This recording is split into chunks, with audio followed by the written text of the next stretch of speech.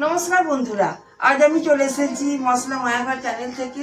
আজ একটু অন্যরকম রেসিপি নিয়ে আজ আমি করে দেখাবো বাঙালিদের সব থেকে প্রিয় খাবার, যা হওয়া মানেই যে কোনো দিন উৎসবে পরিণত হওয়া, আলু দিয়ে মুরগি মাংসের ঝোল। প্রথমে রসুনটাকে আমি থেতো করে নিলাম, পেঁয়াজ আমি কুচু কুচু করে কেটে নিলাম।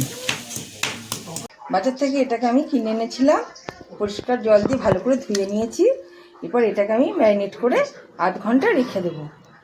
প্রথমে আমি এটাকে একটু দই দেন, দইটা আমি আগে ফেটিয়ে রেখে দিয়েছিলাম। এই দইটা দিয়ে দিলাম, একটু সর্ষের তেল দিলাম, 1 চামচ লঙ্কা গুঁড়ো দিলাম, আর 1 চামচ হলুদ গুঁড়ো দিলাম। দিয়ে এটাকে ভালো করে মাখিয়ে নিলাম।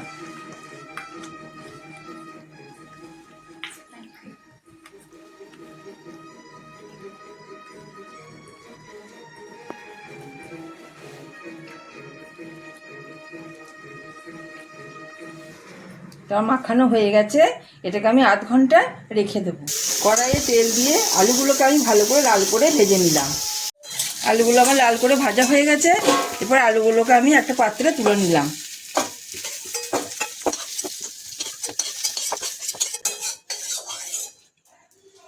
অল্প পরিমাণে সর্ষের তেল দিলাম। এরপর আমি এর মধ্যে চিনি দিলাম। এরপর আমি তেজপাতাগুলো কুচি করে দিয়ে দিলাম। এই তেলের মধ্যে আমি কিছু গরম মশলা দিয়ে দিলাম। গরম মশলায় খুব ভালো রান্নার স্বাদ নিয়ে আসে। এরপর এটাকে আমি ভালো করে নাড়িয়ে নেব। এরপর আমি এতে দিয়ে দেব এই কুচি করে রাখা পেঁয়াজ। এরপর এটাকে আমি একটু ভালো করে নাড়াচাড়া করে নিই। এটা আমি এরপর নুন দেব, যাতে পেঁয়াজগুলো তাড়াতাড়ি নরম হয়ে যায়। পেঁয়াজটা এরপর লাল হয়ে এসেছে। এরপর আমি এর মধ্যে দিয়ে দেবো পরিমাণ মতো রসুন বাটা, যেটা আমি আগেই বেটে রেখেছিলাম। যেটাকে দিয়ে আমি ভালো করে কষিয়ে নেব।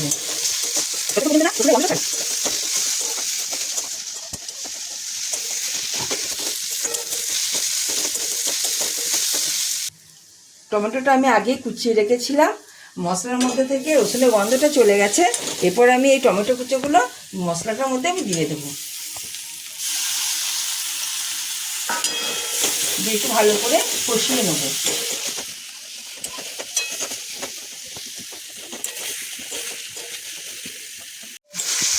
মশলাটা আমার কষা হয়ে গেছে।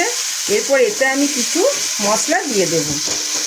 এর মধ্যে আমি 1 চামচ আদা বাটা দিলাম, আর দিলাম 1.5 চামচ হলুদ গুঁড়ো,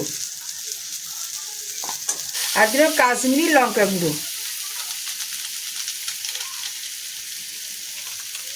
এই লঙ্কা গুঁড়ো দিলে কালারটা খুব সুন্দর আসে। এরপর আমি এটাতে 1.5 চামচ জিরে গুঁড়ো দিলাম। যে মশলাটাকে একটু জল দিয়ে ভালো করে কষিয়ে নেব।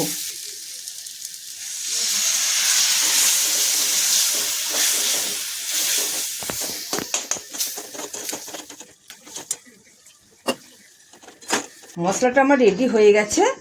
এরপর আমি চিকেনটা ম্যারিনেট করে আগিয়ে রেখে দিয়েছিলাম। এরপর আমি এটাকে দিয়ে দেবো।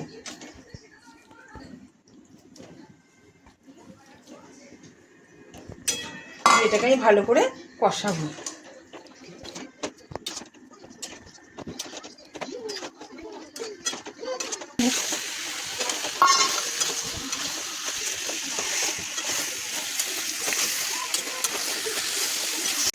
মাংসটাই ভালো করে কষিয়ে নিচ্ছি, যতক্ষণ পর্যন্ত না মাংসের কাঁচা গন্ধটা যাচ্ছে। মাংসটা আমার কষানো হয়ে গেছে, খুব সুন্দর কালার এসেছে দেখুন। হ্যাঁ, এই পাশের ওভেনে আমি এরপর একটু গরম জল বসিয়ে নিই। একটু গরম জল বসিয়ে নিচ্ছি।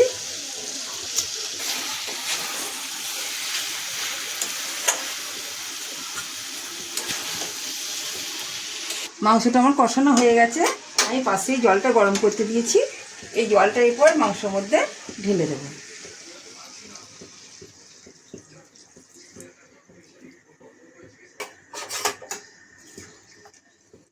আর আমার আলুগুলো যেগুলো ভেজে রেখেছিলাম, সেই আলুগুলো আমি দিয়ে দিচ্ছি।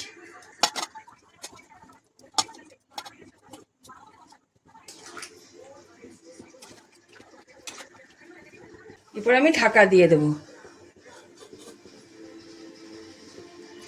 এরপর 20 মিনিটের মতো ফুটুক, তারপর আমি নামিয়ে নেব। এবার ঢাকাটা খুলে দেখি মাংসটা সিদ্ধ হয়েছে নাকি।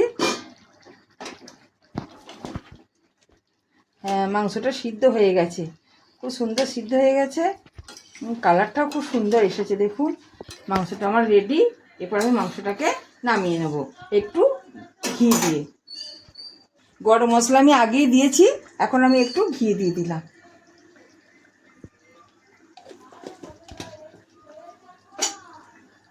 এবার একটু নাড়াচাড়া করে মাংসটাকে আমি নামিয়ে নেব।